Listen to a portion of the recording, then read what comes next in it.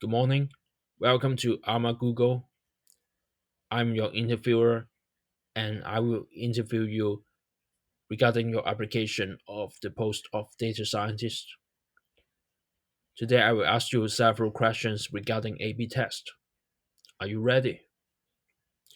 Yes, I'm ready. Great. So my first question is in general there are a few ideas to increase the conversion on an e-commerce website, such as enabling multiple items checkout. For example, currently users can check out one item at a time, and allowing non-registered users to check out, changing the size and color of the purchase button, etc. How do you select which idea to invest in? Thank you for the question. One way to evaluate the value of different ideas is to conduct quantitative analysis using historical data to obtain the opportunity sizing of each idea. For example, before investing in multiple items checkout for an e-commerce website, obtain an upper bound sizing of the impact by analyzing the number of multiple items purchased per user. If only a small percentage of users purchase more than one item, it may not be worth the effort to develop this feature. It's more important to investigate users' purchasing behaviors to understand why users do not purchase multiple items together. Is it because the selection of items is too small? Are the items too pricey and they can only afford one? Is the checkout process too complicated and they do not want to go through it again? This kind of analysis provides directional insights on which idea is a good candidate for A/B testing. However, historical data only tells us how we have done in the past. It's not able to predict the future accurately. To get a comprehensive evaluation of each idea, we can conduct qualitative analysis with focus groups and surveys. Feedback gathered from focus groups, guided discussion with users or perceptive users, or questions from surveys provide more insights into users' pain points and preferences. A combination of qualitative and quantitative analysis can help us further about how the idea selection processes. So the first step is we have to design the A/B test. Once we select an idea to test, we need to decide how long we want to run the test and how to select the randomization unit. Now, we will go through these points one by one.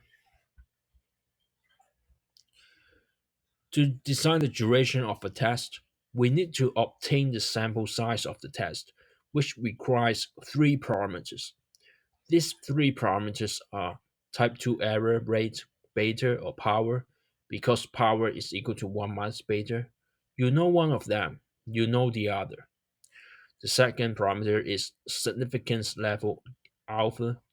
The third parameter is the minimum detectable effect. The rule of thumb is that the sample size n approximately equals 16, based on alpha is equal to 0.005 and beta is equal to zero point 0.8, multiplied by the sample variance divided by epsilon square, whereas epsilon is the difference between the treatment and control.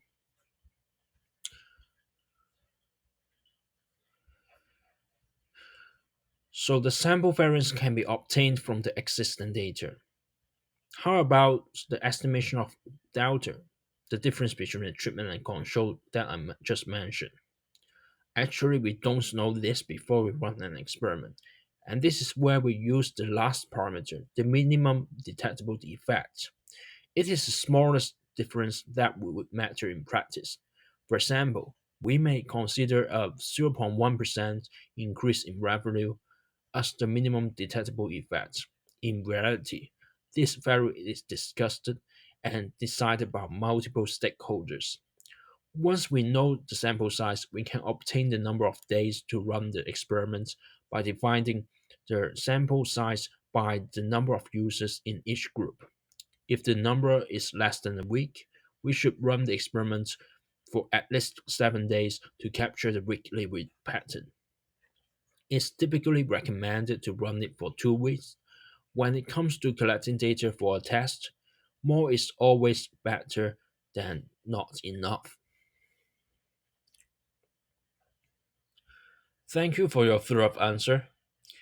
My next question regarding the A/B test is: let's say company X has tested a new feature with the goal to increase the number of posts created per user. They assigned each user randomly to either the control or treatment group. The test won by 1% in terms of the number of posts. What do you expect to happen after the new feature is launched to all users? Will it be the same as 1%? If not, would it be more or less? Assuming that there's no novelty effects. Thank you for the question. My answer is that we will see a value larger than 1%. Here's why. In social networks, for example, Facebook, users' behavior is likely impacted by that of the people in their social circles. A user tends to use a feature or a product if people in their network, such as friends and families, use it. That is called a network effect. Therefore, if we use user as a randomization unit and the treatment has an impact on users, the effect may spill over to the control group, meaning people's behaviors in the control group are influenced by those in the treatment group. In that case, the difference between the control and treatment groups underestimates the real benefits of the treatment effect. Therefore, it will be more than 1%. However, for two-side markets such as Uber and Airbnb, interference between control and treatment groups can also lead to biased estimates of the treatment effect. It is mainly because resources are shared among control and treatment groups, meaning that the control and treatment groups will compete for the same resources. For example, if we have a new product that affects more drivers in the treatment group, fewer drivers will be available in the control group. Therefore, we will not be able to estimate the treatment effects accurately. Unlike social networks, where the treatment effect underestimates the real benefits of a new product, in two-sided markets, the treatment effect overestimates the actual effects. Thank you for the answer. My next question is: we are launching a new feature that provides coupons to our riders. The goal is to increase the number of rides by decreasing the price of each ride. Outline a testing strategy to evaluate the effects of the new feature.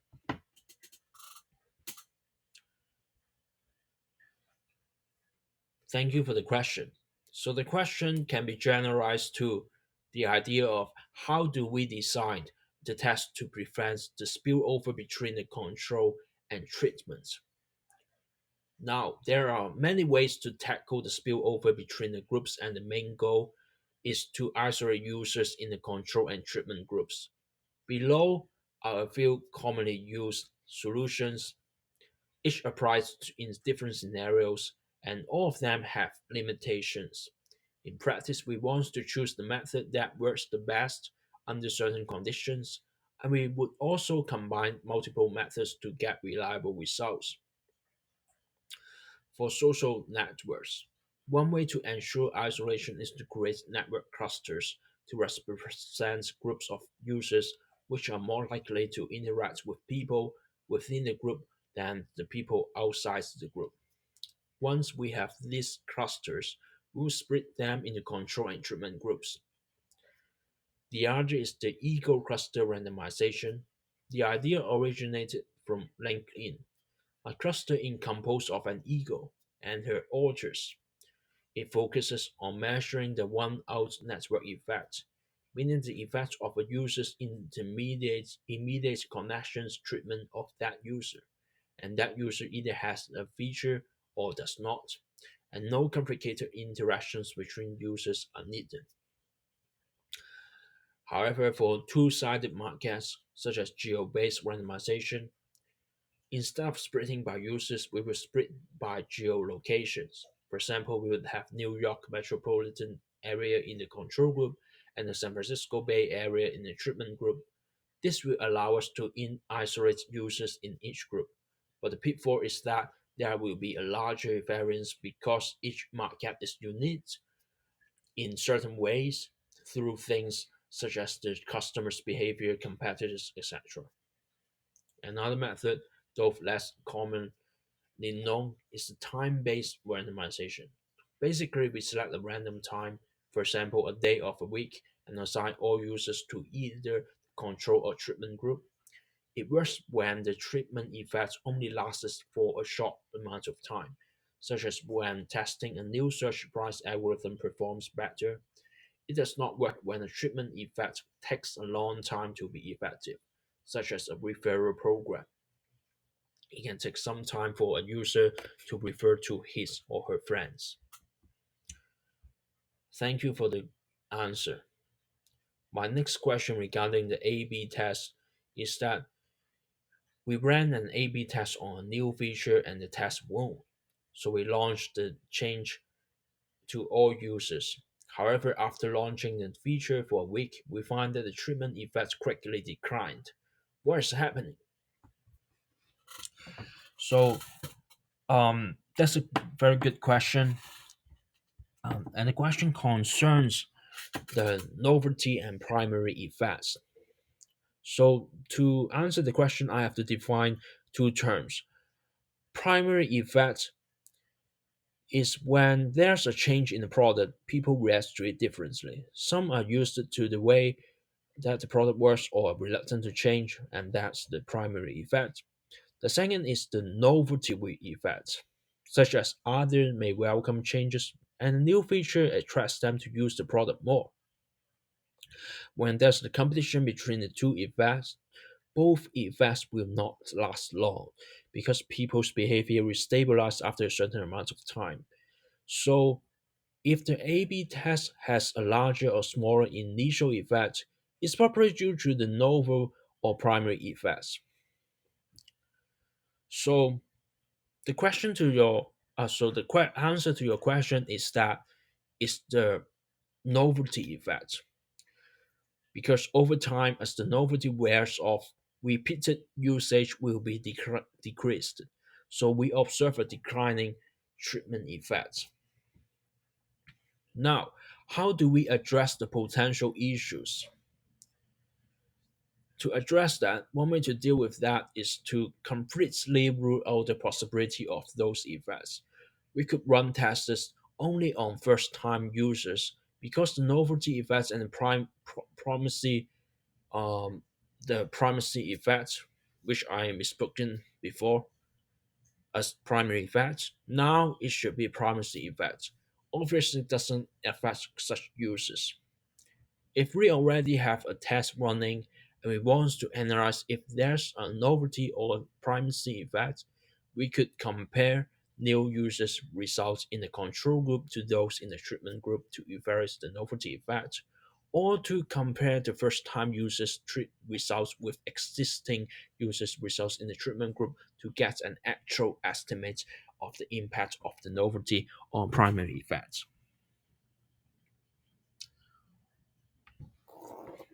Thank you for the answer. My next question is, we are running a test with 10 variants. We are running an A B test with 10 variants, trying different versions of our landing page. One treatment wins and the p value is less than 0.05. Would you make the change? The answer is no. I would not make the change. It is because of the multiple testing problem.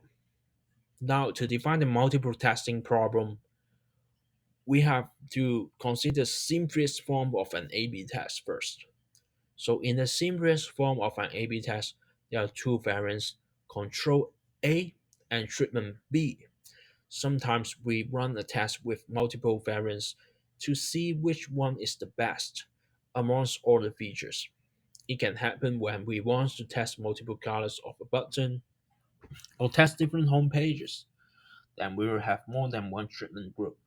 In this case, we should not simply use the same significance level of 0.05 to decide whether the test is significant because we are dealing with more than two variants and the probability of false discoveries increases. For example, if we have three treatment groups to compare with the control group, what's the chance of observing at least one false positive? Assuming our significance level is 0.005, therefore we can get the probability that there is no false positives, assuming that each group are independent. The probability is 0.95 times 0.95 times 0.95, which is equal to 0.x57. And then we can obtain the probability that there's at least one false positive. And the probability of that is 1 minus the probability of false positive. No, there's no false positive, and that is 0.143. So with only three treatment groups or four variants, the probability of a false positive or type 1 error is over 14%. This is called the multiple testing problem. So the answer to your question is no. And there are several ways to approach this problem. One commonly used method is the Bonfori correction. It defines the significance level 0.05 by the number of tests. For the for your question, since we're measuring 10 tests, then the significance level for the test should be 0.05 divided by 10, which is 0.005. So basically, we can only claim a test to be significant if it shows a p-value of less than 0.005. But the drawback of the Bonfori correction is that it tends to be too conservative. Another method is to control the false discovery rate. The discovery is the expected value of the number of false positives divided by the number of rejections. It measures out all of the rejections of the null hypothesis. That is, all the metrics that you declare to have a statistically significant difference. How many of them had a real difference, as opposed to how many were false positives? This only makes sense if you have a large number of metrics, say 100. Suppose we have 200 metrics and kept the false discovery rate to be 0.05. This means that we are okay with seeing false positives 5 of the time. We will observe at least 10 false positives in those 200 metrics every time. Thank you for the answer. My next question is, after running a test, we see the desired metric, such as the click-through rate going up, while the number of impressions is decreasing. How would you make a decision? Now, the answer to the question is that we are seeing contradicting results, such as one metric going up while the other one going down. So we need to make a win-loss trade-off. So this is in reality there are also some complicacy in making that decision, such as the complexity of the implementation, project management efforts, customer support cost, management cost, opportunity cost, etc. Now, I would like to focus on the current objective of the experiment. Is the current objective of the experiment to maximize the engagement, retention, revenue, or something else? Also, we want to quantify the negative impact, the negative shift in a non-goal metric to help us make the decision. For example, if the revenue is the goal, we could choose it over maximizing engagement, assuming the negative impact is acceptable.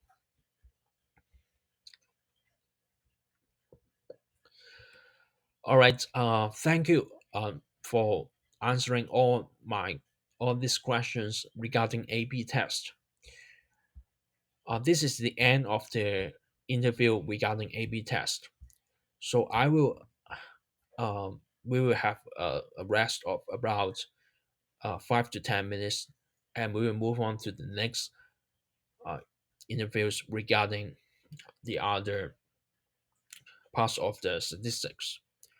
Thank you for participating in the interview, and we will see you in 5 to 10 minutes. Thank you again.